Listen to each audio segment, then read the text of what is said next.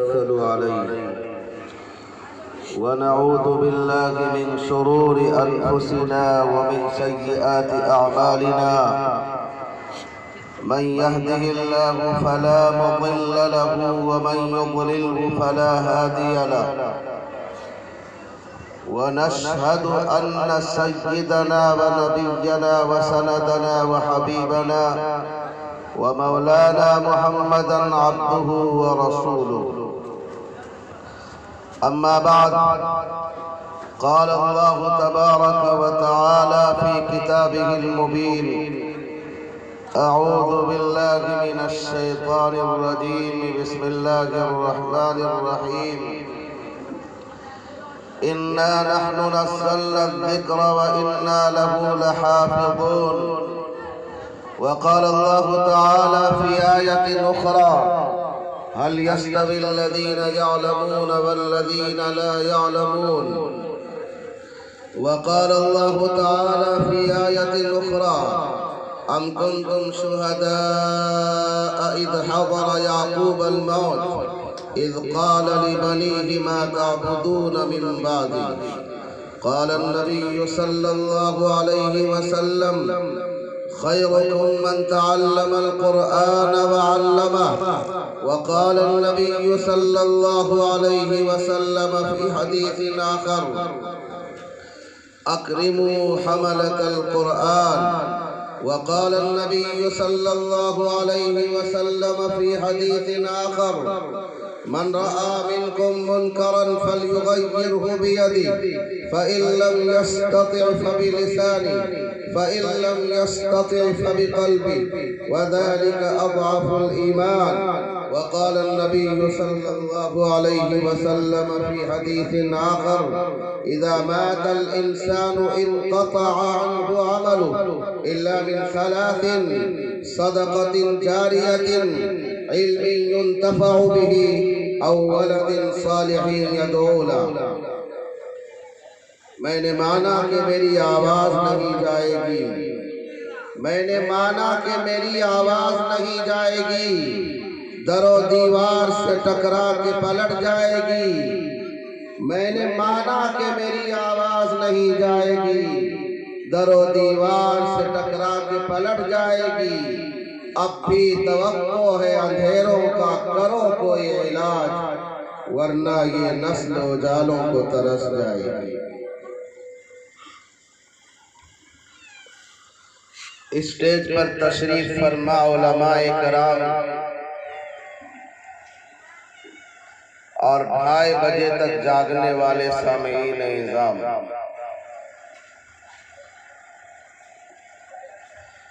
हमारे इलाके में बिहार और झारखंड में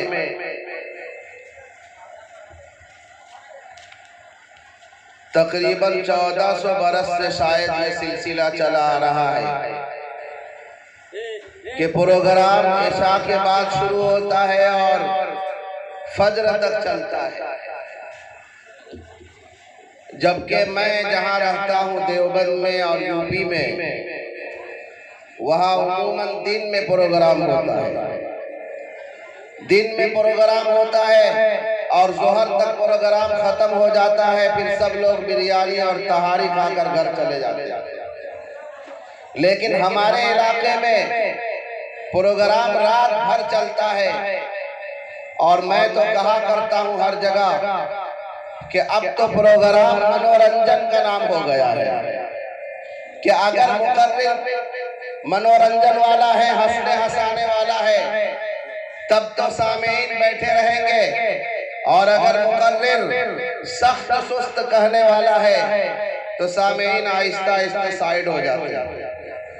जनाब रसूलुल्लाह सल्लल्लाहु अलैहि वसल्लम की खिदमत में एक औरत आती है। सुन लीजिए, हम में से अक्सर लोग वो हैं इस प्रोग्राम में जो 3 बजे जब दुआ होगी तो दुआ के बाद जाके सो जाएंगे और फज्र की नमाज गोल कर देंगे। अक्सर लोग ऐसे ही है, नमाज नहीं पढ़ेंगे 90% लोग, इसलिए कि वो जो 1 घंटा है वो शैतान बहकाएगा, अभी थोड़ा आराम कर लो, अभी चलो सो जाओ, जब आजान होगी तो देखेंगे लेकिन उमूमन यही होता है कि आखिरी वक्त में जो नींद आती है वो फज्र की नमाज को छुड़वा देती है। जनाब रसूलुल्लाह सल्लल्लाहु अलैहि वसल्लम की खिदमत में एक औरत आती है और आकर कहती है, ऐ अल्लाह के नबी, मेरा बेटा रात भर नफले पढ़ता है लेकिन फज्र की नमाज छूट जाती है। जनाब रसूलुल्लाह सल्लल्लाहु अलैहि वसल्लम ने फरमाया, तुम्हारा बेटा जहन्नमी है, तुम्हारा बेटा जहन्नमी है। रात भर जो है नफले पढ़ रहा है। नफल पढ़ना अपनी जगह, जलसा करना, सुनना सुनाना अपनी जगह, लेकिन याद रखिए दीन इस्लाम में सबसे पहली चीज जो फर्ज है वो नमाज। और जब हमारी आंख बंद हो जाएगी और मैदान हश्र में हिसाब व किताब होगा तो सबसे पहले नमाज का हिसाब व किताब होगा। इन्ना अव्वल मा युहासबु बिहिल अब्दु यौमल क़ियामति अस्सलाह। इसी का तर्जमा फारसी में है, रोज महशर के जागुदास बुअत, अव्वली कुर्सी से नमाज बुअत। कल सबसे पहले मैदान हश्र में जलसों की पूछताछ नहीं होगी, मालो दौलत की पूछताछ नहीं होगी, सबसे पहले नमाज का हिसाब व किताब होगा। इसलिए हम लोग वादा करें कि इंशाअल्लाह प्रोग्राम खत्म होने के बाद फज्र की नमाज पढ़ेंगे इंशाअल्लाह।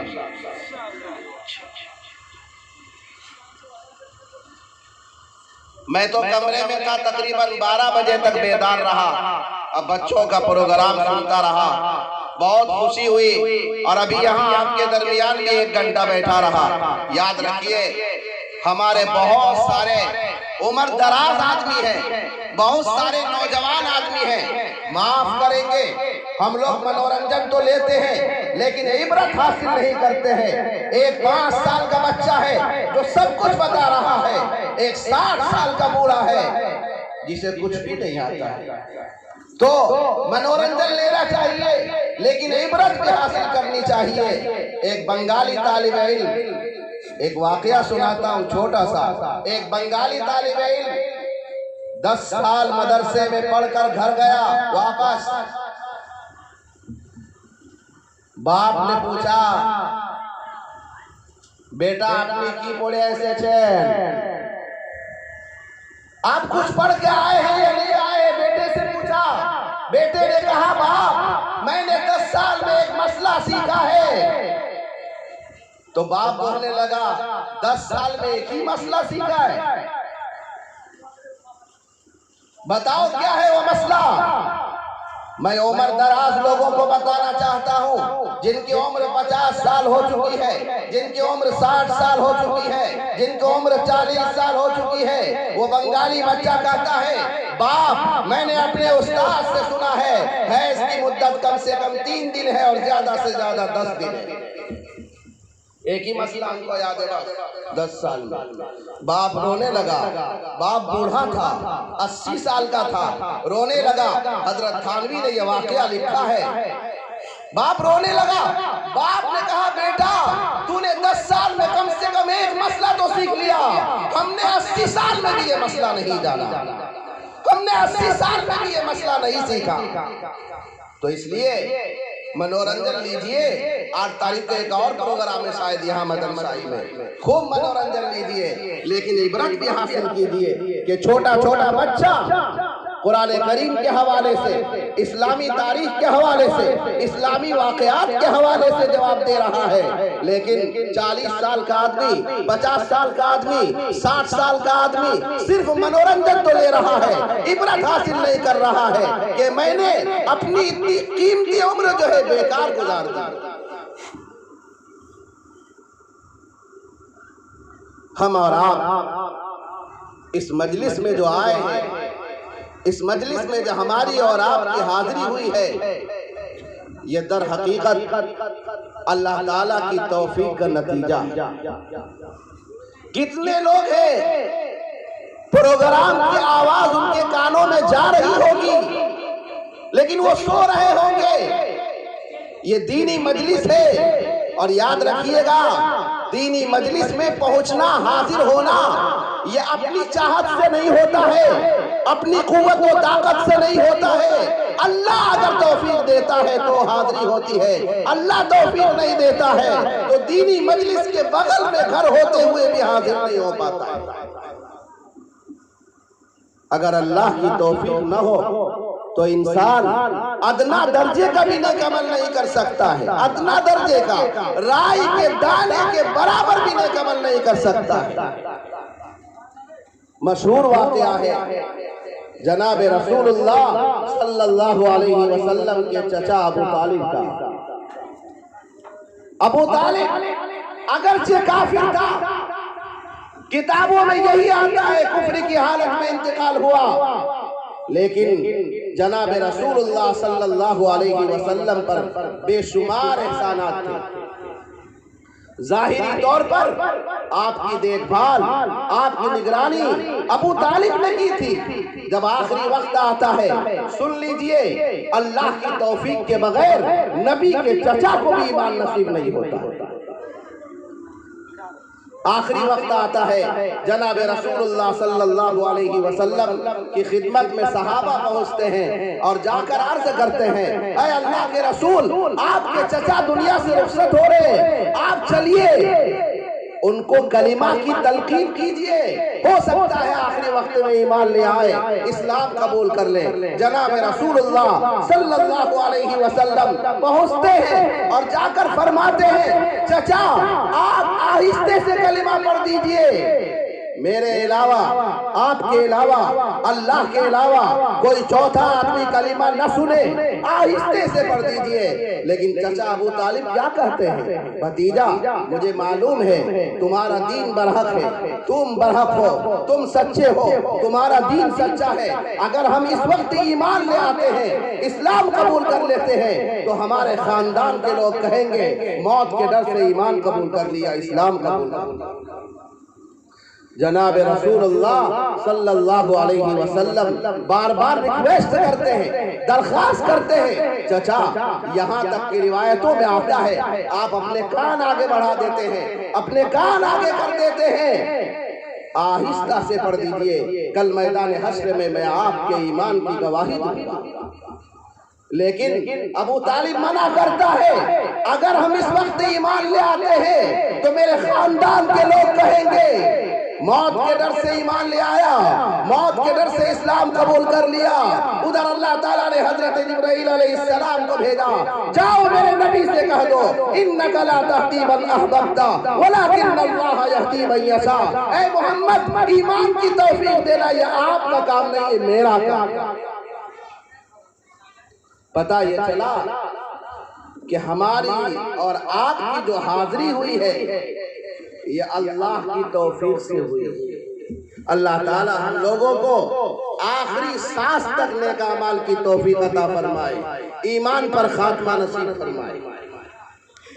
और दूसरी चीज, तौफीक खुदाबंदी के बाद बहुत अहम चीज है, आज हम और आप 2-4 रकत नमाज पढ़ लेते हैं, 2-4 आयत तिलावत कर लेते हैं और मुतमईन हो जाते हैं। हमें मालूम भी नहीं कि वो नमाज कबूल हुई या नहीं हुई, वो तिलावत कबूल हुई या नहीं हुई, वो रोजा कबूल हुआ या नहीं हुआ, ज़कात कबूल हुई या नहीं हुई, हज कबूल हुआ या नहीं हुआ। जनाब रसूलुल्लाह सल्लल्लाहु अलैहि वसल्लम ने फरमाया कि बाज़ मुसलमान, बाज़ मोमिन नेक काम करते हैं लेकिन उनके नेक अमल को कपड़े पर लपेट कर चेहरे पर मार दिया जाता है, चेहरे पर मार दिया जाता है। अल्लाह के यहाँ वो अमल कबूल नहीं होता है। अल्लाह ताला ने हजरत इब्राहीम अलैहिस्सलाम को हुक्म दिया, ऐ इब्राहीम खाना काबा की तामीर करो। हजरत इब्राहीम अलैहिस्सलाम ने अपने बेटे हजरत इस्माइल अलैहिस्सलाम को साथ लेकर खाना काबा की तामीर की और तामीर करने के बाद क्या दुआ फरमाई, रब्बना तक़ब्बल मिन्ना इन्नका अंतस समीउल अलीम। ऐ परवरदिगार, ऐ अल्लाह, आपका हुक्म था, हमने खाना काबा की तामीर कर दी है, आपका घर बना दिया है, कबूल करना यह आपका काम। इसलिए जिस तरह तौफीक खुदावंदी की दुआ करनी चाहिए, इसी तरह कबूलियत की भी दुआ करनी चाहिए, वरना बास मौके पर आमाल चेहरे पे मार दिए जाते हैं। अल्लाह ताला हमारी इस मजलिस को कबूल फरमाए और इस मजलिस की बरकत से पूरी उम्मत मोहम्मदिया की मग़फ़िरत फरमाए।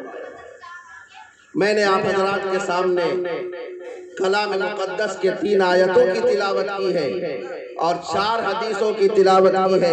इन 3 आयतों का तर्जमा तशरीह, 4 हदीसों का तर्जमा और तशरीह करके मैं अपनी बात खत्म करूंगा।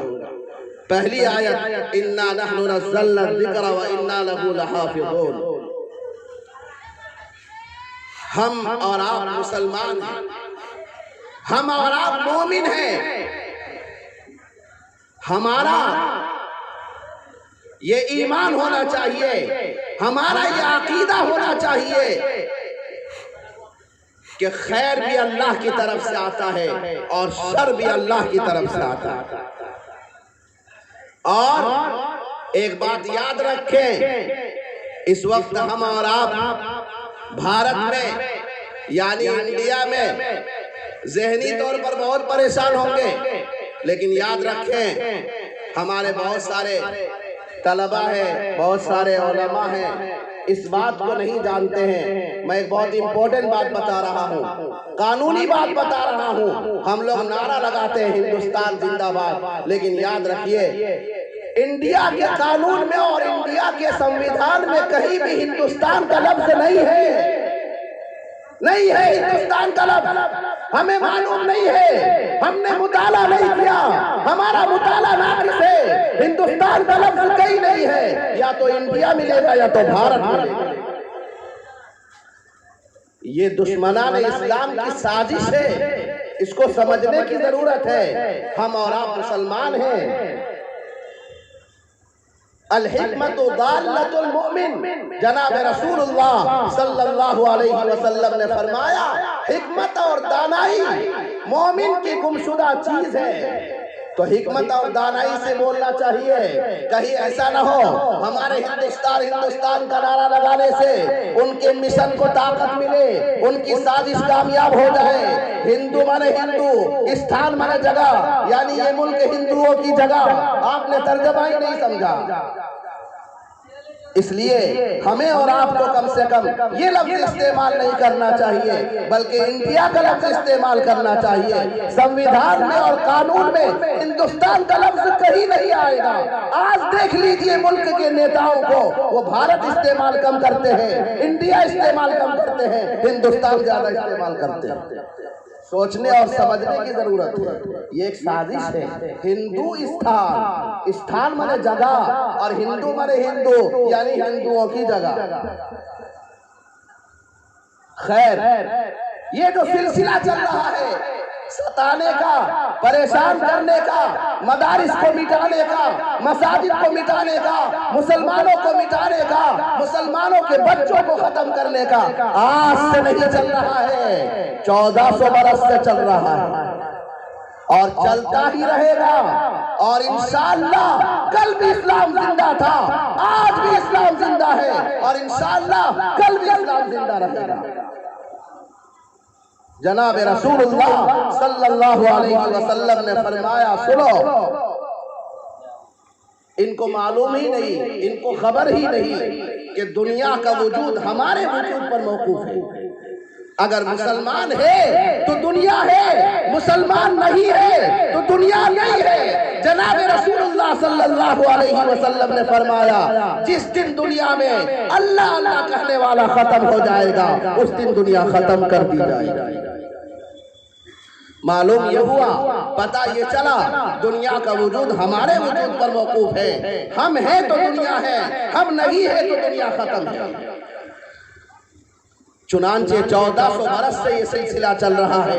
उलमा बैठे हैं। जनाब रसूलुल्लाह सल्लल्लाहु अलैहि वसल्लम के जमाने में नज़्द का एक सरदार आता है, नज़्द का एक सरदार आता है आप सल्लल्लाहु अलैहि वसल्लम की खिदमत में और आकर कहता है, ऐ अल्लाह के नबी सल्लल्लाहु अलैहि वसल्लम,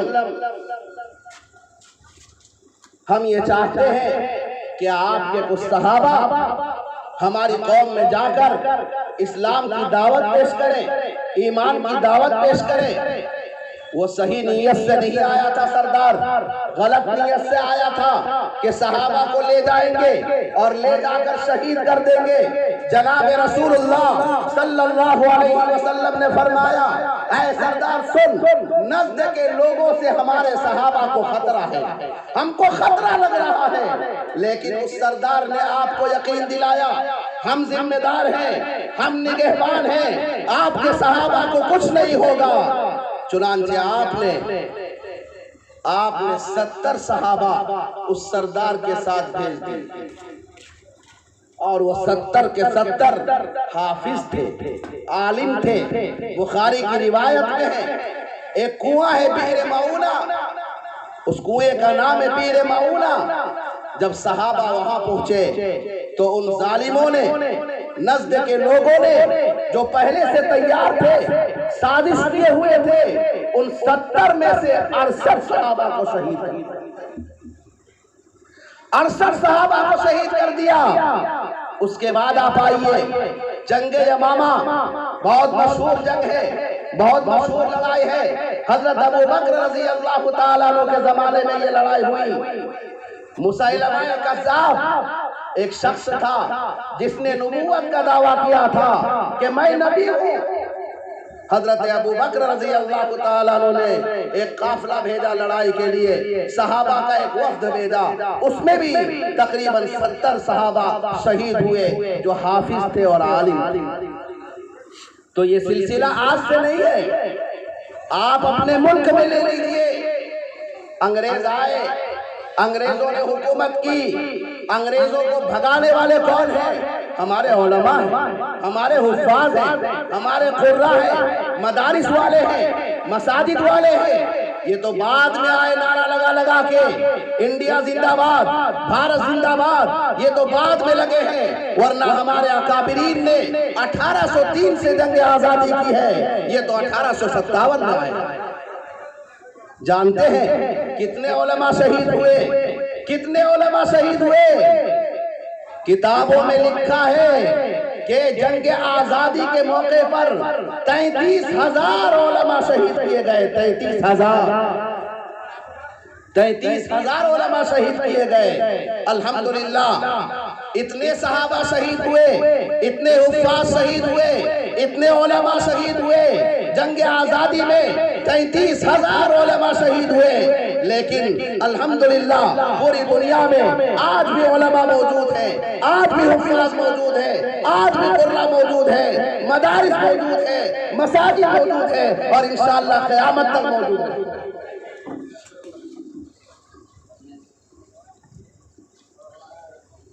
मौलाना मिनहाज साहब दामत बरकातुहुम जो मकतब चला रहे हैं, मैं जब शाम को 6 बजे उतरा इंटरसिटी से तो मैंने मालूम किया कि कितने बच्चे हैं, तो बहुत हैरत हुई, बहुत ताज्जुब हुआ। बताया कि तकरीबन 450 बच्चे पढ़ते हैं, 450 बच्चे मकतब में। और अभी तो प्रोग्राम सुनकर दिल खुश हो गया, बाग बाग हो गया। यकीनन बहुत काबिल कद्र मेहनत है, इनकी कोशिश है। हम और आप तो मनोरंजन ले लेते हैं, हंस देते हैं, नारा लगा देते हैं, नाराए तकबीर। लेकिन याद रखिए, बोलना बहुत आसान है, नारा लगाना बहुत आसान है, तनकीद करना आसान है, मौलवियों की गीबत करना आसान है, हसद करना आसान है, मैदान अमल में काम करना बहुत मुश्किल काम, बहुत मुश्किल काम है। और हमने कभी सोचा ही नहीं कि ये जो इल्म दीन है, हमारे बहुत सारे असरी तालीम वाले, दुनियावी तालीम वाले उलमा को, हुफ़ाज़ को, कुर्रा को मुखालिफ समझते नहीं। हमारे अकाबिर ने असरी तालीम से मना नहीं किया, हमारे अकाबिर ने डॉक्टर बनने से मना नहीं किया, इंजीनियर बनने से मना नहीं किया।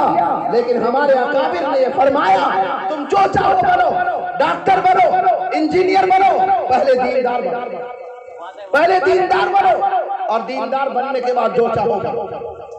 ये मकातिब का जो सिलसिला है पूरी दुनिया में, सिर्फ आपके गांव में नहीं, पूरी दुनिया में ये सिलसिला है।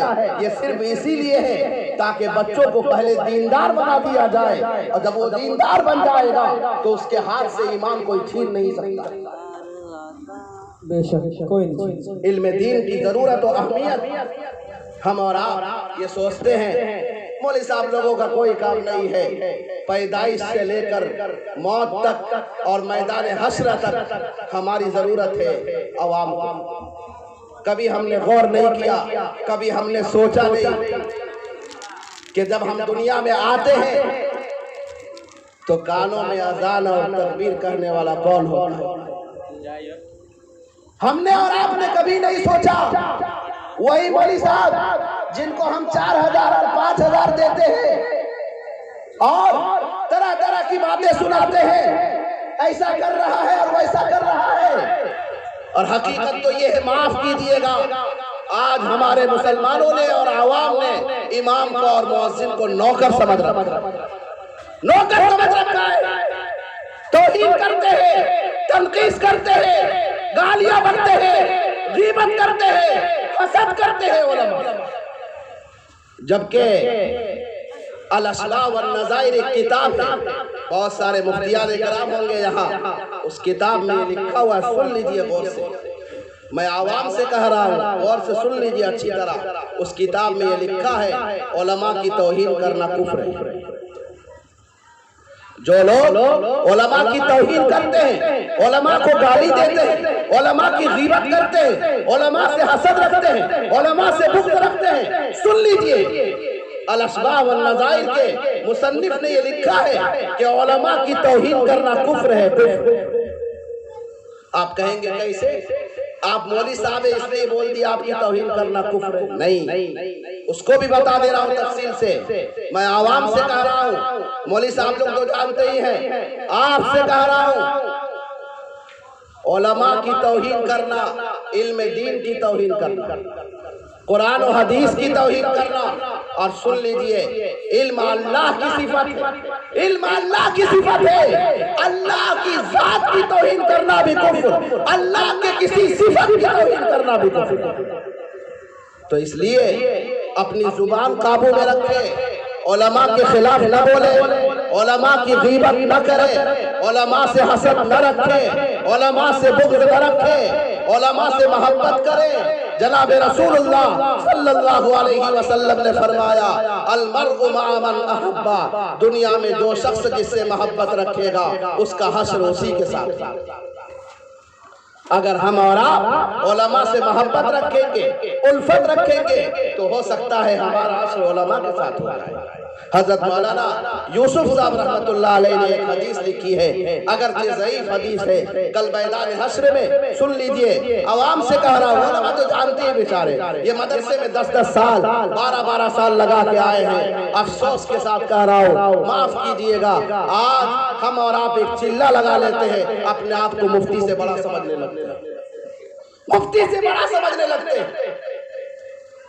हज़रत मौलाना यूसुफ साहब रहमतुल्लाह अलैह ने एक हदीस लिखी है, अगरचे ज़ईफ हदीस है लेकिन हदीस है, गलत हदीस नहीं है, कमज़ोर हदीस, और फ़ज़ाइल में कमज़ोर हदीस भी बयान की जा सकती है।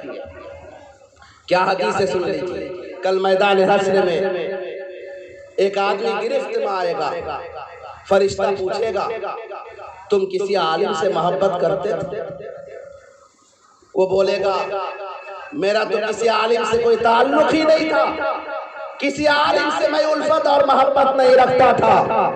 पूछा जाएगा तुमने किसी आलिम के दस्तरखान में खाना खाया?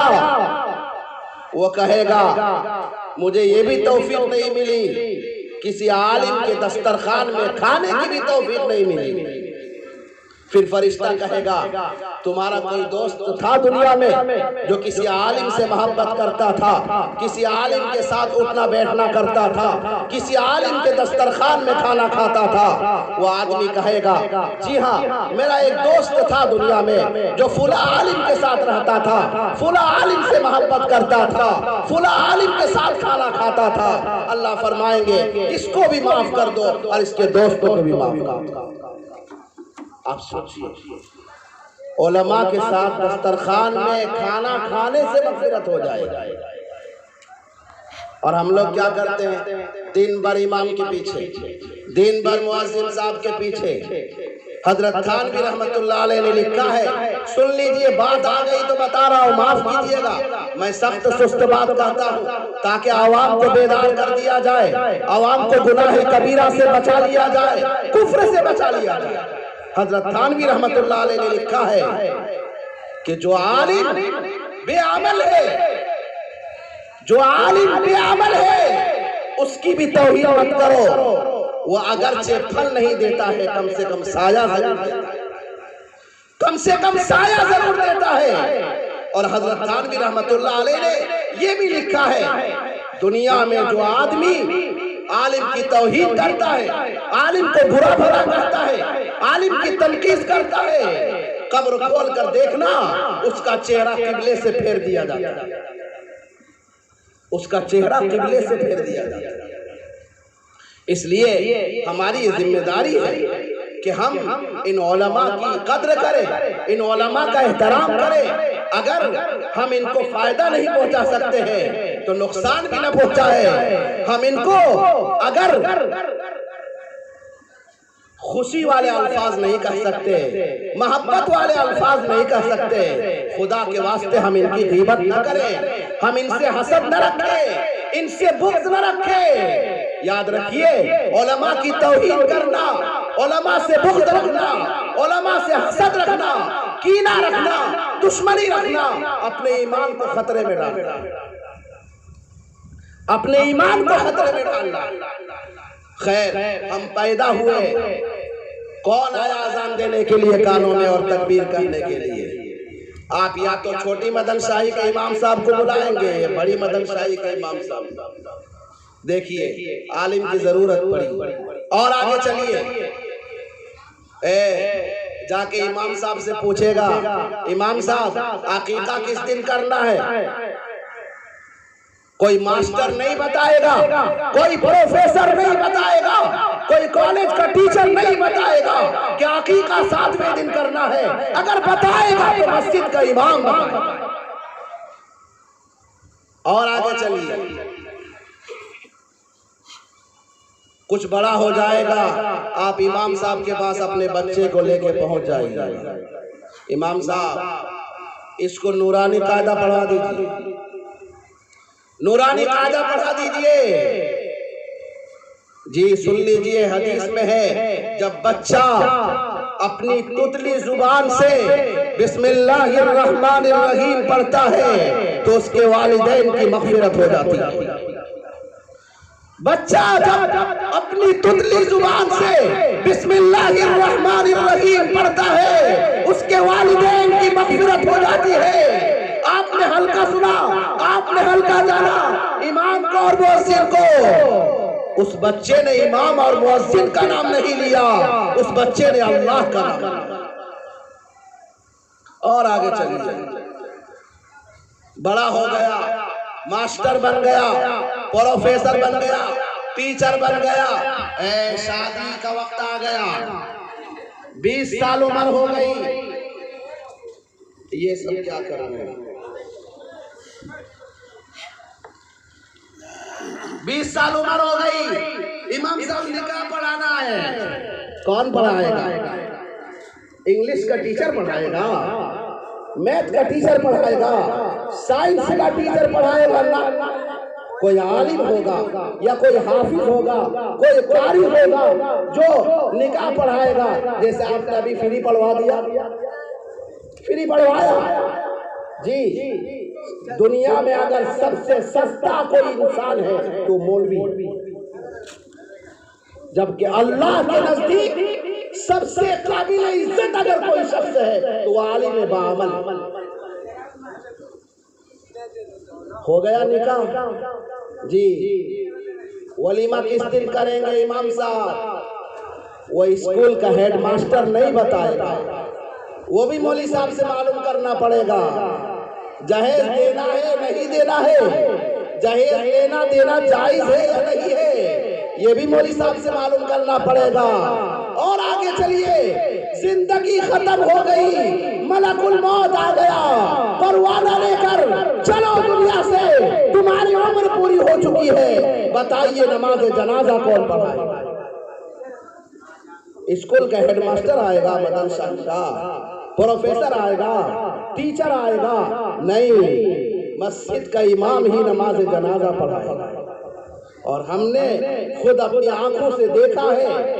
याद रखिए, इन उलमा की कद्र कर लीजिए, इनकी इज्जत कर लीजिए, या आपकी पैदाइश से लेकर मैदान हश्र तक काम आने वाले। अभी तो आपको मौत तक पहुंचाया जी। और आगे चलिए, 3 दिन के बाद पहुंच जाइएगा, कुरान खानी करवानी है, अब्बू को जन्नत में पहुंचाना है। कौन पढ़ेगा कुरान? यही मौलाना लोग, यही हाफिज लोग, यही कारी लोग। मौलाना मिन्हाज साहब के मकतब के बच्चे कुरान पढ़ेंगे और कुरान पढ़ के ईसाले सवाब करेंगे, और आपके वालिद को जन्नत पहुंचाएंगे, आपके दादा को जन्नत पहुंचाएंगे। ये तो हो गया पैदाइश से मौत तक। और आगे चलिए, मैदान हश्र सुन लीजिए गौर से। हमारी और इन उलमा की, इन हुफ्फाज की, इन कुर्रा की जरूरत मैदान हश्र में भी पड़ेगी। एक जन्नती को सब कुछ मिल जाएगा। फरिश्ता पूछेगा, गौर से सुन लीजिए, मैं आवाम से बोल रहा हूँ। उलमा तो सब कुछ जानते हैं, पढ़े हुए बेचारे, ये 12-12, 14-14 साल लगाए हुए हैं। आवाम से कह रहा हूँ, सुन लीजिए अच्छी तरह। कल मैदान हश्र में भी उलमा की जरूरत पड़ेगी। वो कैसे? जन्नती से पूछा जाएगा, हर चीज मिल गई आपको? कहेगा जी हर चीज मिल गई, हर चीज मिल गई। कहेगा एक चीज बाकी है। फरिश्ता कहेगा एक चीज बाकी है। सुन लीजिए अच्छी तरह, एक चीज बाकी है। वो जन्नती कहेगा, ऐ फरिश्ता, ऐ अल्लाह, सारी नेमतें तो मिल गई है, अब कौन सी चीज बाकी है? अल्लाह फरमाएगा, जाओ अपने उलमा से मालूम कर लो वो कौन सी चीज बाकी है। अब बेचारा जन्नती जो है ढूंढता फिरेगा मौलाना मिन्हाज साहब को, मुफ्ती अब्दुल वहीद साहब को, मौलाना अब्दुल कादिर साहब को, और जो मदन शाही के उलमा है, ढूंढता फिरेगा बेचारा, भागा भागा फिरेगा। भाई बता दो कौन सी चीज बाकी है? पता ये चला कि उलमा की जरूरत पैदाइश से लेकर मौत तक, और मौत तक ही नहीं, मैदान हश्र में भी उलमा की जरूरत। ये छोटे छोटे बच्चे जो मौलाना मिन्हाज साहब के मकतब में पढ़ रहे हैं जी, बहुत अहम बात बता रहा हूँ, सुन लीजिएगा। उलमा भी मौजूद है, तलबा भी मौजूद है, बहुत जिम्मेदारी से कह रहा हूँ। हजरत शेख ज़करिया रहमतुल्लाह अलैह ने लिखा है, साफ साफ लिखा है कि मकतब में पढ़ाने वाला बुखारी शरीफ पढ़ाने वाले से अफजल। आप कहेंगे कैसे भाई? बुखारी शरीफ पढ़ा रहा है, ये नूरानी कायदा पढ़ा रहा है। हजरत ने लिखा है, अगर ये इस बच्चे को नूरानी कायदा नहीं पढ़ाएगा, ये बच्चा न कुरान पढ़ पाएगा न हदीस पढ़ पाएगा। पता ये चला कि जो उस्ताद नूरानी कायदा पढ़ा रहा है, वो उस बच्चे को कुरान पढ़ने के काबिल बना रहा है, हदीस पढ़ने के काबिल बना रहा है। और ये छोटे छोटे बच्चे, हम तो मनोरंजन ले लेते हैं, दाढ़ी लगा के आया, ये करके आया, वो करके आया, मनोरंजन ले लेते हैं, हंस हंस के निकल के चले जाते हैं। याद रखिए, ये वो बच्चे हैं जिनके पैरों के नीचे फरिश्ते अपने पर बिछा देते हैं, पैरों के नीचे फरिश्ते अपने पर बिछा देते हैं, ताकि अल्लाह के बंदों को तकलीफ न पहुंचे।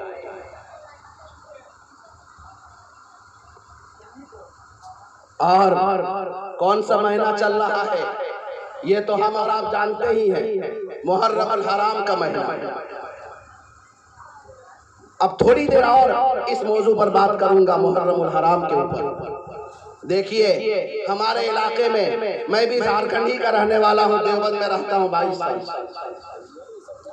हमारे इलाके में ढोल बजाना, ताजिया निकालना, इसी तरह लाठी खेलना, जैसे अभी दोनों बच्चे लाठी खेल रहे थे, ये सब आम बात है। आम बात है। जबकि लोग क्या समझते हैं? लोग ये समझते हैं कि मुहर्रमुल हराम ये महीना हजरत हुसैन रज़ी अल्लाह ताला अन्हु की शहादत की वजह से मशहूर है। नहीं, मुहर्रमुल हराम पहले से बाबरकत महीना है।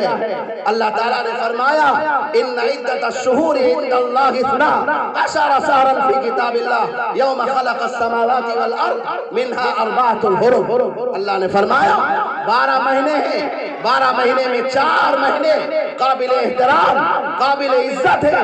उनमें से एक मुहर्रमुल हराम का महीना है, ज़िक़ादा भी है, ज़िलहिज्जा भी है और रजब का महीना है। ये 4 महीने इस्लाम में भी काबिल एहतराम और इस्लाम से पहले ज़माना जाहिलियत में भी काबिल एहतराम। हम लोग या हुसैन करके ताज़िया निकालते हैं। हजरत हुसैन रज़ी अल्लाह ताला अन्हु की शहादत तो बहुत बाद में हुई है। हजरत मुआविया रज़ी अल्लाह ताला अन्हु की खिलाफत के बाद जब यजीद जो है खलीफा बना, उस मौके पर हजरत हुसैन रज़ी अल्लाह ताला अन्हु की शहादत हुई है। जबकि दीन इस्लाम 1400 साल पहले ही मुकम्मल हो चुका था। अल-यौमा अकमलतु लकुम दीनकुम व अतममतु अलैकुम निअमती। मैंने दीन को मुकम्मल कर दिया है, सारी नेमतें पूरी कर दी है 1400 बरस से पहले। इसलिए हमारा ये अकीदा गलत है कि ये महीना सिर्फ हजरत हुसैन रज़ी अल्लाह ताला अन्हु की शहादत की वजह से मोहतरम है, काबिल एहतराम है और काबिल इज्जत है। ना, ये पहले से काबिल एहतराम है। बहुत सारे वाक़यात पेश आए। हजरत उमर फारूक रज़ी अल्लाह ताला अन्हु की शहादत इसी महीने में हुई। बास किताबों में है कि क़यामत भी इसी महीने में कायम होगी। वो जुमा का दिन होगा, आज का दिन। करना क्या है, क्या नहीं करना है, वो सुन लीजिए। करने वाले काम बता दे रहा हूँ, बाकी काम जो है डिलीट कर दीजिएगा, ऑल डिलीट। सिर्फ 2 काम करने के हैं बस। उसके अलावा सब बिदअत, खुराफात, खिलाफ सुन्नत और नाजायज। 2 काम क्या है वो सुन लीजिए अच्छी तरह। पहला काम है रोजे रखना। अल्लामा अनवर शाह कश्मीरी रहमतुल्लाह अलैहि ने लिखा है 9, 10 और 11 3 रोजे रखना ये अफजल है, ज्यादा सवाब है इसमें। और उसके बाद 2 नंबर पे 9 और 10 का रोजा या 10 और 11 का रोजा। और नंबर 3 पे first division, second division, third division, ये थर्ड डिवीजन। अगर कोई आदमी सिर्फ 10 मुहर्रमुल हराम को रोजा रखता है तो रख सकता है, जायज है, मकरूह है, तंज़ीही है, जायज। एक काम तो ये करना है, इंशाअल्लाह रोजा रखेंगे इंशाअल्लाह। और दूसरा काम जनाब रसूलुल्लाह सल्लल्लाहु अलैहि वसल्लम ने फरमाया कि जो मुसलमान 10 मुहर्रमुल हराम को अपने बाल बच्चों पर खर्च ज्यादा करेगा, खर्च में उसात करेगा, रोजाना अगर 200 रुपए खर्च करता है, उस दिन 400 और 500 कर दे, पूरे साल अल्लाह ताला उसके रिस्क में बरकत दे। ये दूसरा काम। अब आप कहेंगे इधर का रे रोजा रखो और उधर का रे जम के खाओ और खिलाओ। आप कहेंगे, आपके दिमाग में आएगा, इसमें बहुत सारे टीचर होंगे, बहुत सारे प्रोफेसर होंगे। सुन लीजिए, रोजा रखना ये मुस्तहब है। और उलमा ने लिखा है, शेख यूनुस जौनपुरी रहमतुल्लाह अलैह ने लिखा है, बहुत बड़े मुहद्दिस गुजरे हैं, अमीरुल मुमिनीन फिल हदीस, मज़ाहिर उलूम के शेखुल हदीस थे सहारनपुर के। उन्होंने लिखा है कि अगर कोई आदमी रोजा रखता है तो इफ्तार का नज़्म वो दिन में करता है, इफ्तार के बाद खाने का नज़्म वो दिन में करता है, इसलिए उसको भी ये फजीलत मिलेगी और सवाब मिलेगा। इसलिए इन 2 कामों के अलावा कोई तीसरा काम न किया जाए। सब बिदअत है, सब खुराफात है। जनाब रसूलुल्लाह सल्लल्लाहु अलैहि वसल्लम ने फरमाया, कल हौज कौसर के पास आबे कौसर पीने के लिए लाइन लगी हुई होगी, मुसलमान लाइन लगाए हुए होंगे। जनाब रसूलुल्लाह सल्लल्लाहु अलैहि वसल्लम फरिश्ते से फरमाएंगे, सुन लीजिए बिदात कितनी खतरनाक चीज है, वो सुन। फरिश्तों से फरमाएंगे फुला फुला आदमी को लाइन से निकाल, फुला फुला आदमी को लाइन से निकाल दो। आप सल्लल्लाहु अलैहि वसल्लम फरमाएंगे फरिश्ते से फुला फुला आदमी को हौज कौसर की लाइन से निकाल। फरिश्ते पूछेंगे, ऐ अल्लाह के नबी, ये भी तो आपके उम्मती थे, ये भी मुसलमान थे, ये भी मोमिन थे, ये भी आपके नाम लेवा थे। जनाब रसूलुल्लाह सल्लल्लाहु अलैहि वसल्लम फरमाएंगे, ऐ फरिश्ते, तुम्हें मालूम नहीं है मेरे इंतकाल के बाद, मेरे पर्दा फरमा जाने के बाद, मेरे दुनिया से चले जाने के बाद इन्होंने बहुत सारी बिदातों को अंजाम दिया। जी, अगर बिदात करेंगे, खुराफात करेंगे, यह हदीस याद रखिएगा, हौज कौसर की लाइन से हमें निकाल दिया गया। और सुन लीजिए जनाब रसूलुल्लाह सल्लल्लाहु अलैहि वसल्लम की सिफारिश के बगैर कोई भी मुसलमान जन्नत में नहीं जाएगा। याद रखिए, कोई भी मुसलमान जनाब रसूलुल्लाह सल्लल्लाहु अलैहि वसल्लम की सिफारिश के बगैर जन्नत में नहीं जाएगा। और क्या फरमा रहे हैं नबी, सुन लीजिए, ढोल बजाने वाले, लाठी खेलने वाले, तलवारबाजी करने वाले, ताजिया निकालने वाले, सुन लीजिए जनाब रसूलुल्लाह सल्लल्लाहु अलैहि वसल्लम ने फरमाया, मन तरका सुन्नती लम यरल शफाअती, जो मेरी सुन्नत को छोड़ेगा मैं उसकी सिफारिश नहीं करूंगा। कितनी खतरनाक वईद है। हौज कौसर की लाइन से निकाल दिया जाएगा बिदअत करने वालों को। जनाब रसूलुल्लाह सल्लल्लाहु अलैहि वसल्लम की सिफारिश से वो मालूम हो जाएगा।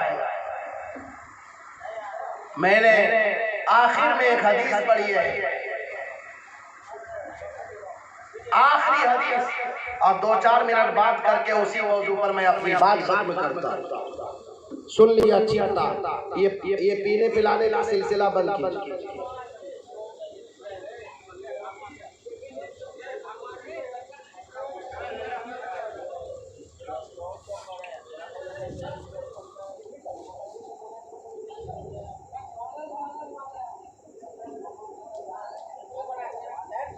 ये बंद कीजिए पीने पिलाने का सिलसिला। हदीस पाक में है, इदा मातल इंसानु इनक़ता अन्हु अमलु इल्ला मिन सलासिन सदक़तिन जारियतिन इल्मिन युंतफ़अु बिही वलदिन सालिहिन यदऊ लहु। सुन लीजिए अच्छी तरह, गौर से सुन लीजिए।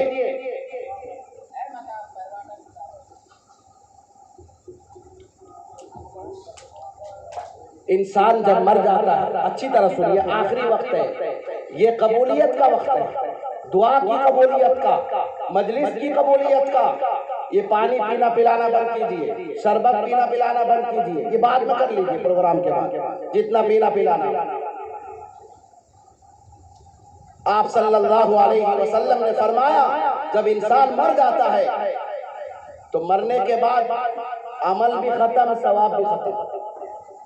भाई नमाज नहीं तो सवाब भी नहीं, रोजा नहीं तो सवाब भी नहीं, हज नहीं तो सवाब भी नहीं, मर गया अमल खत्म, सवाब खत्म। लेकिन आप सल्लल्लाहु अलैहि वसल्लम ने फरमाया, कुछ काम हैं, कुछ अमाल ऐसे हैं, इंसान अगर दुनिया में करके जाए तो मरने के बाद भी उसको उसका सवाब मिलता रहता, क़यामत तक मिलता रहेगा, मरने के बाद भी मिलता रहेगा।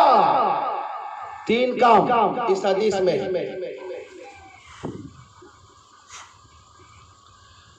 3 काम इस हदीस में है। पहला काम सुन लीजिए अच्छी तरह, सदक़तिन जारियतिन, सदक़तिन जारियतिन, सदक़े जारिया। आपने मस्जिद बना दी, ये सदक़े जारिया है। आपने मदरसा बनवा दिया, ये सदक़े जारिया है। आपने कोई मुसाफिर खाना बना दिया, ये सदक़े जारिया है। आपने कोई नल लगवा दिया, ये सदक़े जारिया है। आपने यतीम खाना बनवा दिया, ये सदक़े जारिया है। वो अमल चलता रहेगा, सवाब भी मिलता रहेगा क़यामत तक। दूसरी चीज, इल्म युंतफ़अ बिही, अच्छी तरह सुन लीजिए, इल्म नाफ़े।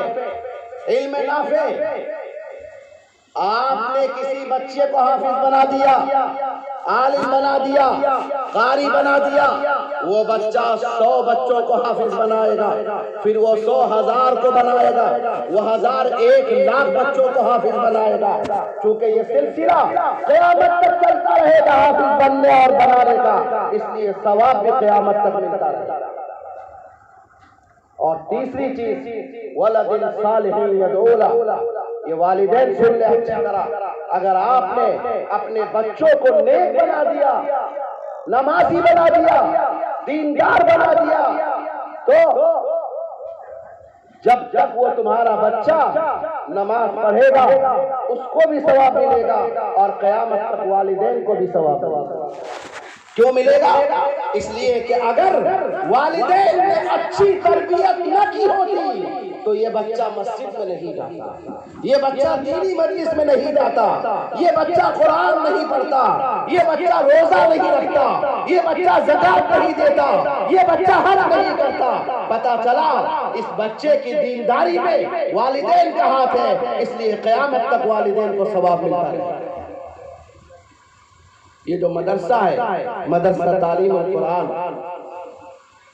आपकी आंखों के सामने, मैंने तो अभी तक देखा भी नहीं, लेकिन कारगुजारी ली और मैंने अभी 1 घंटे में सब कुछ सुना।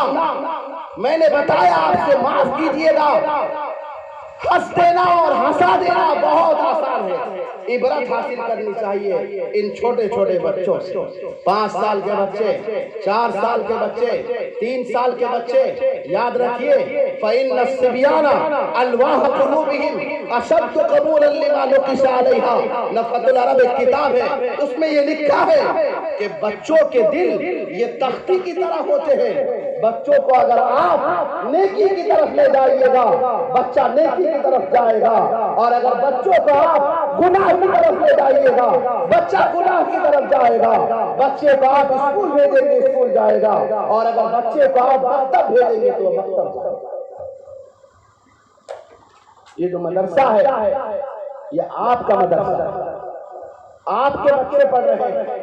मुझे तो बहुत ताज्जुब हुआ, मौलाना मिन्हाज साहब सुना कि इनकी दुकान भी है, ताजिर है, और साथ साथ इतनी मेहनत कर रहे हैं। 450 बच्चों में से 65 बच्चों को तैयार कर देना स्टेज के लिए इतना आसान काम नहीं है जितना हम और आप सोच रहे हैं। इसमें 2 महीने 3 महीने लगे होंगे, तब जाके ये बच्चा जो है जवाब दे रहा है कि हिजरी साल मुहर्रम से शुरू होता है, कलाम पाक 22.5 साल में नाजिल हुई। ये जो सवालात के जवाब दे रहा है बच्चा, बच्चों की भी मेहनत है, बच्चों से ज्यादा असातिज़ा की मेहनत है, और मौलाना मिन्हाज साहब की मेहनत। हम और आप ताली बजा देते हैं, नारा लगा देते हैं, बहुत आसान है ताली बजाना, बहुत आसान है नारा लगाना, लेकिन काम करना बहुत मुश्किल है। याद रखिए, बच्चों को तैयार करना, बच्चों को दीनदार बनाना, बच्चों को ईमानदार बनाना बहुत मुश्किल है। हदीस पाक में है, अगर कोई नाबालिग बच्चा मर जाए तो जब तक अपने वालिदैन को जन्नत में साथ नहीं लेके जाएगा वो जन्नत में नहीं जाएगा। इसी तरह अगर कोई बच्चा कुरान पढ़ रहा है और मर जाए कुरान पढ़ने की हालत में, आप सल्लल्लाहु अलैहि वसल्लम ने फरमाया, कल मैदान हश्र में जब उसको उठाया जाएगा, हाफिज कुरान बनाकर उठाया जाएगा। आप जानते हैं हमारी और आपकी मग़फ़िरत इन हुफ़ाज़ और क़ुर्रा उलमा की बरकत। एक एक हाफिज कुरान 10-10 जहन्नमियों को जन्नत में ले जाएगा, जिनके बारे में जहन्नम का फैसला होता है। मुख्तसर में बात यह है, ये मदरसा आपका, ये बच्चे आपके, जिम्मेदार आपके, असातिज़ा आपके। मदरसे में प्लास्टर का काम होना है, प्लास्टर का, और तकरीबन मौलाना ने बताया 1.5 लाख रुपए का खर्चा, 1.5 लाख रुपए का खर्चा है। लेकिन याद रखिए, जब मदरसा आपका, बच्चे आपके, जिम्मेदार आपका, असातिज़ा आपके अपनी आंखों के सामने आप देख रहे हैं।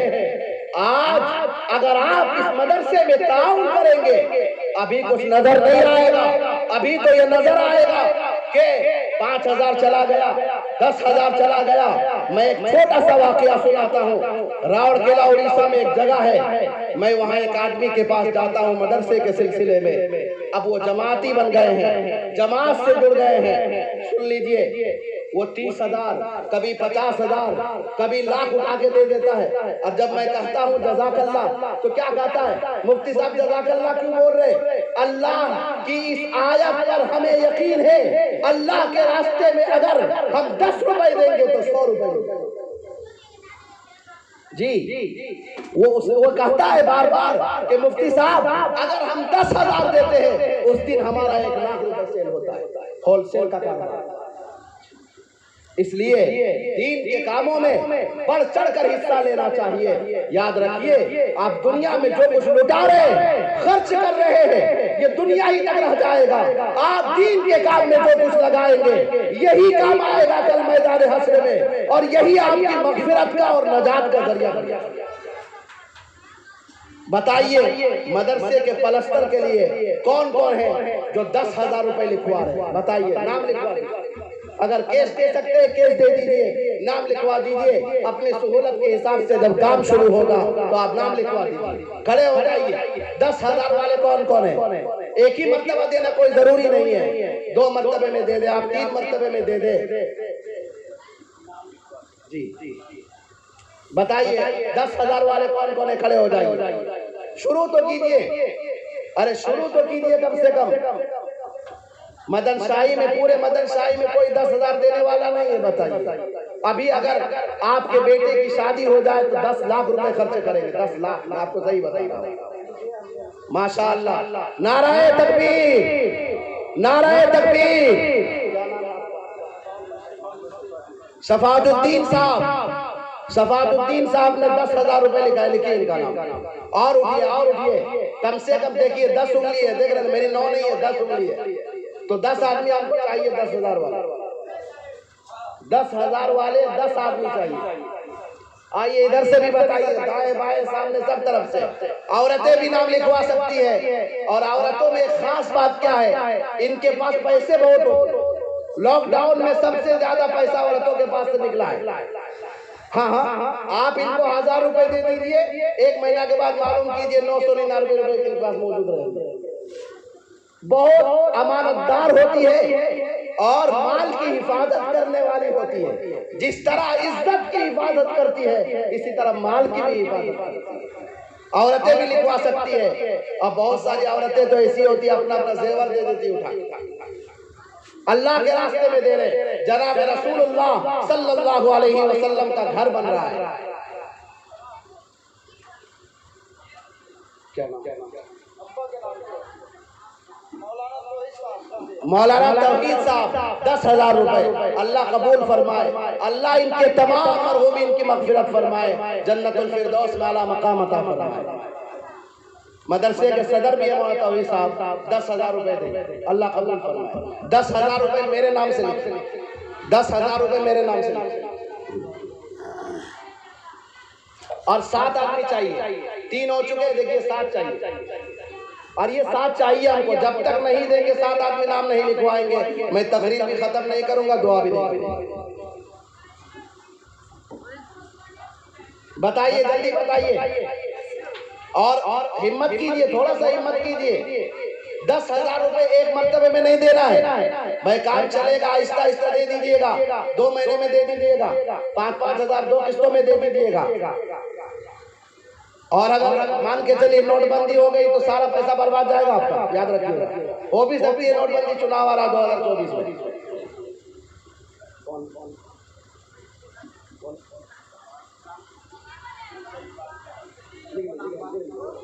10,000 वाले बताइए। आओ,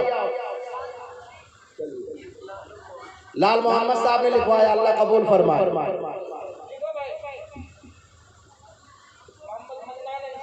मोहम्मद मन्नान अंसारी साहब ने 10,000 लिखवाए अपने अब्बा की तरफ से। अल्लाह कबूल फरमाए, अल्लाह इनकी तमाम हाजतों को जो है कबूल फरमाए, इनके तमाम खिदमात को कबूल फरमाए। और 6 आदमी चाहिए, 6। आप तो जानते ही हैं क्रिकेट में छक्का लगता है, बस 6 आदमी चाहिए। जल्दी बताइए, फिर 5,000 में आ जाएंगे, फिर उसके बाद 2,000, 3,000, 1,000, फिर सबके जेब से पैसा निकलवाएंगे, कोई बचेगा नहीं, याद रखिएगा। चाहे 1 रुपए होगा वो भी निकाल के लाएंगे। आइए जल्दी, अब 6 आदमी देखिए, 4 आदमी हो गए, हिम्मत कीजिए। मैं तो सुना था मौलाना अब्दुल वहीद साहब हमारे शागिर्द हैं, ये बताते थे कि मदन शाही में और साहिबगंज में बहुत मालदार लोग हैं। अभी तो 4 ही पूरे हुए, वो मालदार सब सो रहे हैं क्या सारे? उनके बाल बच्चे अगर है वो लिखवा दे अपने वालिद साहब की तरफ से, जैसे लिखवा रहे मन्नान अंसारी साहब लिखवाए अपने वालिद साहब, मौलाना तौहीद साहब की तरफ से उनके बेटे ने लिखवाया। बताइए जल्दी बताइए, 10,000 वाले। लग रहा है सब ठंडा पड़ गया। औरतों की तरफ से अभी तक कुछ नहीं आया है। मैं औरतों से दरखास्त करूंगा, आप लोग अगर लिखवाना चाहें, चूंकि मैं बताया ना आपको, औरतों के पास जितने पैसे छुपे हुए होते हैं मर्दों के पास नहीं। वो छुपा छुपा के जो है गोलक में रखते हैं, गोलक में। और मर्द को गोलक का भी पता नहीं चलेगा गोलक कहाँ रखी है। औरतों की तरफ से भी कुछ आना चाहिए। चलिए 5,000 वाले बताइए, 5,000 वाले, 5,000 वाले बताइए, जल्दी जल्दी बताइए। माशाअल्लाह देखिए हमारे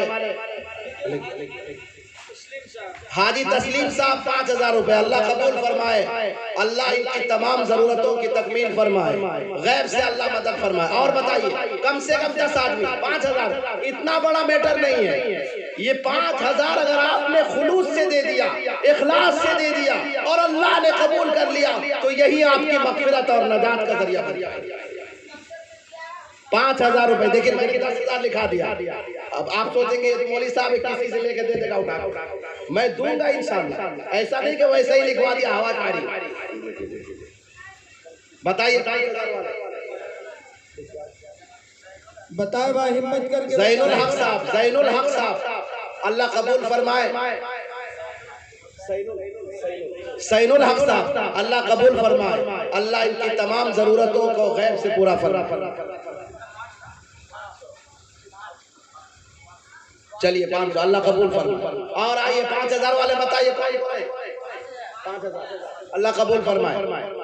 देखिए आप मेहनत किए, बच्चों के ऊपर कितनी मेहनत की गई है कि 65 बच्चे स्टेज में आकर बोल रहे हैं, जवाब दे रहे हैं। आप समझ रहे बहुत आसान है, आप 10 मिनट बोल के दिखा दीजिए, अगर बहुत आसान है तो आपके समझ में आ जाएगा।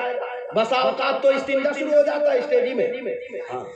छोटे छोटे बच्चे, ये उनका हौसला है, ये उनका जिगर है, उनका दिल है। मोहतमिम साहब की मेहनत है, असातिज़ा की मेहनत है, वो स्टेज में आके बोल रहे हैं। 2 साल का बच्चा, 4 साल का बच्चा।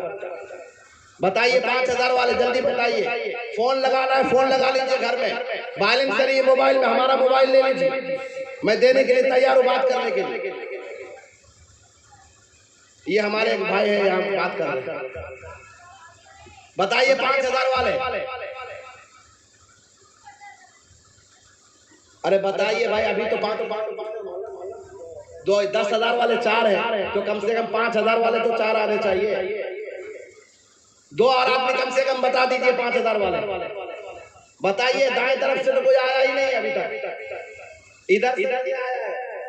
और सामने से औरतों की तरफ से पूछने लगता है, औरतें जाके सब सो गई है, वो बच्चे बैठे बेचारे। अच्छा चलिए 3,000 वाले बताइए, 3,000 वाले। रोजाना अगर 100 रुपए